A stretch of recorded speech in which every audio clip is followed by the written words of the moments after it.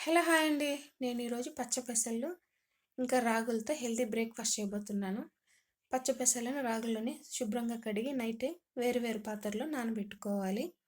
ఒక గ్లాసు పచ్చ పెసలకి half glass రాగులు తీసుకోవాలి. ఇంకా టెంకాయలోని సగ భాగాన్ని తీసుకోవాలి. కొంచెం అల్లం, చిన్న ఉల్లిపాయలు కొంచెం, హాఫ్ స్పూన్ జీలకర్ర తీసుకోవాలి. ఇంకా చివరగా ఒక పచ్చిమిరపకాయ అయితే సరిపోతుందండి. ఇవన్నీ కూడా క్లీన్ చేసి పక్కన పెట్టుకోవాలి.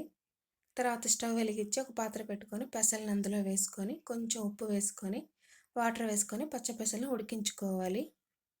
పెసరపప్పు ఉడికే లోపల ఒక మిక్సీ జార్ తీసుకొని పచ్చి కొబ్బరి తురుము, నానబెట్టుకున్న రాగులు వేసి మెత్తగా గ్రైండ్ చేసుకొని ఈ విధంగా స్ట్రెయిన్ చేసుకోవాలి.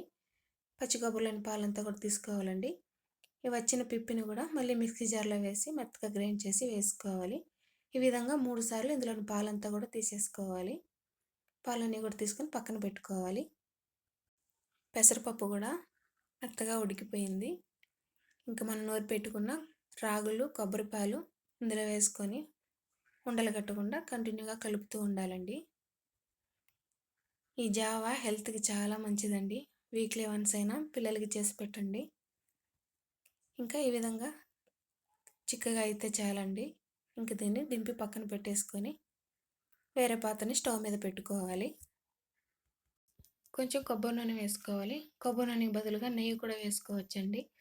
నెయ్యి వేస్తే జావ ఇంకా చాలా టేస్టీగా ఉంటుంది. నూనె వేడైన తర్వాత కొంచెం జీలకర్ర, సన్నగా తరిగిన పచ్చిమిర్చి, అల్లం ముక్కలు వేసుకోవాలి. ఈ జావలో అల్లం ముక్కలు, జీలకర్ర వేయడం వల్ల గ్యాస్ ప్రాబ్లం కూడా ఉండదండి.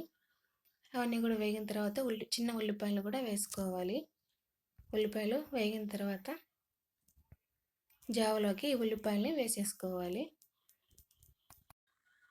ఉల్లిపాయలన్నీ కూడా వేసిన తర్వాత అన్నింటిని ఒకసారి బాగా కలిపి సర్వింగ్ బౌల్లోకి తీసుకుంటే చాలా రుచికరమైన రాగులు, పచ్చిపెసల జావ రెడీ అండి.